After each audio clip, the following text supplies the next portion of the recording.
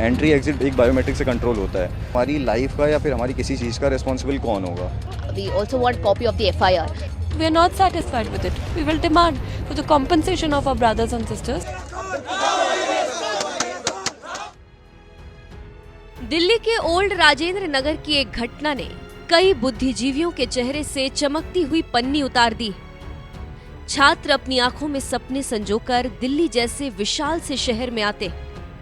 IAS बनने की जद्दोजहद में वो सारी दुनिया को एक किनारे रखकर नई राहों को अपनाते, लाखों रुपए खर्च कर कोचिंग का सहारा लेते। लेकिन उसी दिल्ली में यूपीएससी की तैयारी कर रहे छात्रों की मौत बेसमेंट में डूबकर हो जाती। उसी दिल्ली में छात्र अपनी जान गंवा देते हैं अपने क्लासरूम में। ये खबर सिर्फ खबर भर नहीं है, ये विश्वगुरु बनने का ख्वाब देख रहे एक देश के माथे पर कलंक के कलम से छात्रों के सपनों को मारे जाने की कहानी लिखी गई। अफसोस, इस पूरे मसले पर सपनों को बेचने वाले गुरुजी भी चुप्पी की चादर ओढ़े बैठे हैं। बच्चों को हर दिन ख्वाबों की सीढ़ी दिखाने वाले शिक्षकों की चुप्पी, इंटरनेट पर आकर हर दिन ज्ञान देने वालों की चुप्पी, गरीब परिवार के बच्चों से भी लाखों की फीस लेकर मास्टर कम सेलिब्रिटी बन चुके लोगों की चुप्पी। ये चुप्पी बहुत खलती है, ये चुप्पी बहुत चुभती है, ये चुप्पी बहुत दर्द देता है। आपको ये चेहरा याद है? बिल्कुल याद होगा। लोग इन्हें विकास दिव्यकीर्ति के नाम से जानते हैं। महाशय हर मुद्दे पर अपनी बात रखते हैं। दुनिया के करीब करीब हर मुद्दे पर ही विकास जी ज्ञान का टॉर्च जला ही देते हैं। लेकिन दिल्ली में 3 बच्चों की कोचिंग सेंटर में मौत के बाद भी गुरुजी के मुंह से 2 बातें नहीं निकली। अफसोस जताने के लिए भी शब्द नहीं निकले। संवेदना में भी गुरुजी के मुंह से बोल नहीं निकल पाए। बाजार के जिस प्रभाव से विकास दिव्यकीर्ति जैसे लोगों ने सोशल मीडिया को साध कर बच्चों तक अपनी पहुंच बनाई, असल में वो पूरा तरीका ही शॉर्टकट है। सिर्फ विकास दिव्यकीर्ति की बात नहीं, ऐसे जितने भी नाम हैं, हर उस नाम की कहानी ऐसी ही काली सी दिखाई पड़ती है। सोचिए, जो विकास दिव्यकीर्ति नियम कानून कायदे पर दिन रात ज्ञान का चांद सजाते हैं, उसी विकास दिव्यकीर्ति के इंस्टीट्यूट के बच्चों को दिल्ली के एक मॉल के बेसमेंट में क्लास के लिए बुलाया जा रहा था। वो तो राजेंद्र नगर की घटना से बात निकली तो इस जगह को भी अब सील कर दिया गया।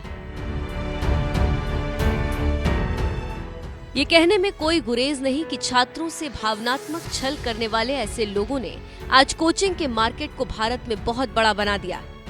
कोचिंग का मार्केट बड़ा बना तो ऐसे सभी गुरुजी की थैली भी भर गई।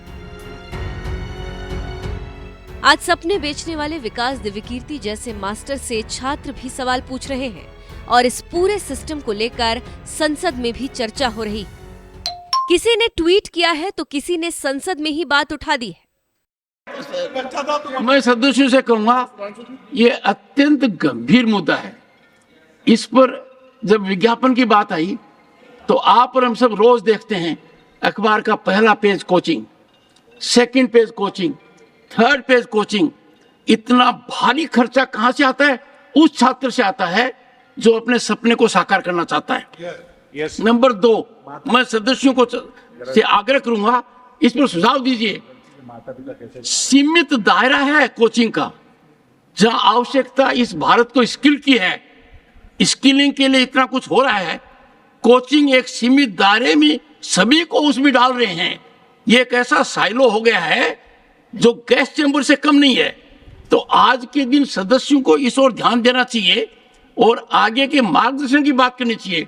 ये घटना दुखद है। आज सड़क पर खड़े छात्र अपने सपनों को करीब करीब छोड़ चुके हैं, क्योंकि उनकी आंखों में पल रहे सपनों को, उन जिंदगियों को एक बड़े शहर के सिस्टम ने करीब करीब खत्म कर दिया।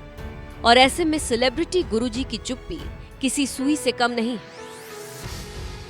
छात्रों के हाथ में जो पोस्टर बैनर है, उस पर लिखे शब्दों को पढ़िए और उसे गौर से देखिए। ओझा तो भाई बोझा है, ज्ञान झाड़ के सोता है। विकास ने खुद बस विकास किया, माफिया ने कोचिंग व्यापार किया, और जो मास्टर मौन है, पहचान करो वो कौन है। कोचिंग से कितने पैसे कमाए जा रहे हैं इसका सही कोई आंकड़ा भी नहीं है, इसका सही कोई अनुमान भी नहीं है। बस इतना समझिए कि आज की तारीख में कोचिंग का व्यापार करोड़ों का हो चुका है। बच्चे पैसे ईमानदारी से जमा भी कर देते हैं, लेकिन जरा सोचिए उन छात्रों के माँ बाप पर क्या बीत रही होगी जिन तक ये खबर पहुंचेगी कि उनके बच्चों की लाखों की फी वाले कोचिंग में डूबकर मौत हो गई। इस देश में ऐसे कई व्यापार हैं जिसमें शर्म और हया को किनारे रख दिया गया है। अब उस सूची में कोचिंग सेंटर का व्यापार भी शामिल हो चुका है। पुलिस ने एक्शन लेते हुए कोचिंग सेंटर के मालिक और कोऑर्डिनेटर को अरेस्ट किया। एमसीडी ने कुछ प्रॉपर्टी सील भी की। तो ये तमाम जो कार्रवाई है बेटा, इससे संतुष्ट है? नहीं, आप देखेंगे आसपास भी कोई एमसीडी ने एक्शन लिया है। आप देख रहे रास्ते कैसे हैं। अगर फिर से बारिश हो जाएगा फिर से वही सिचुएशन आएगा। ड्रेनेज कोई भी क्लीन नहीं हुआ है, कुछ भी नहीं हुआ है। और जो राउस का स्टेटमेंट भी आया है, हमारे हाथ में ही पड़ा इंस्टीट्यूशन का। कोई कॉम्पनसेशन, आप दुखी है, सब लोग दुखी हैं, सब दुखी है, क्यों नहीं कोई दुखी होगा? किसी फैमिली ने अपने बच्चा खोया है, बट आपने कॉम्पनसेशन का कहाँ बात किया है?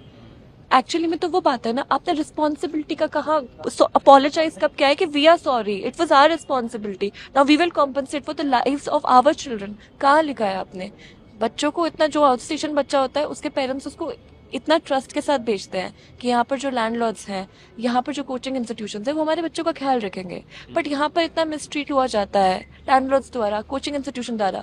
सॉरी बोल के क्या होगा कि मतलब ठीक है गलती हो गया, हम मानते हैं, we very sad about it, तो we are not satisfied with it, we will demand for the compensation of our brothers and sisters, क्योंकि कल कोई भी हो सकता है।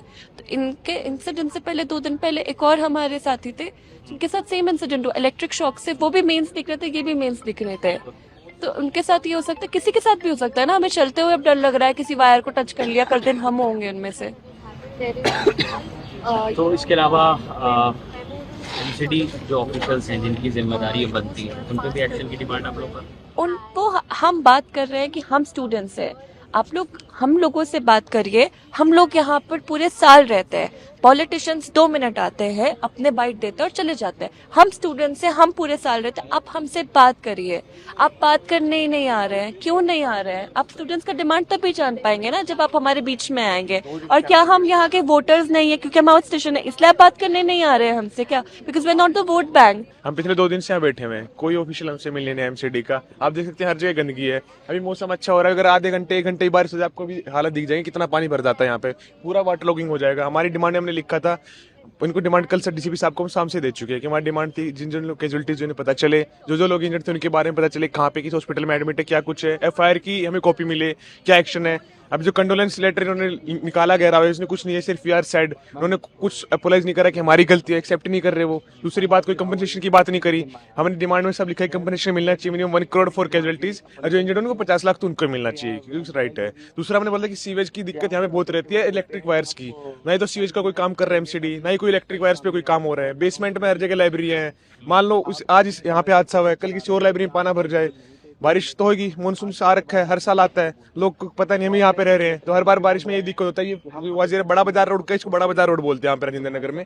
आगे जो चौक है ना, हर साल बारिश में पानी भर जाता है यहाँ पे। जो लोकल उससे पूछ लो, रिक्शा वाले, कई ऐसी जगह यहाँ पे जहाँ पे वाटर लॉगिंग होती है, इसका कोई समाधान नहीं होगा जब तक एमसीडी से। तो हम कैसे हमारी लाइफ को सेफ समझो, इतनी दूर से आ रहा है, पेरेंट्स ने हमें भेज रखा है यहाँ पे, तो कोई बेनिफिट है हमारे यहाँ पे?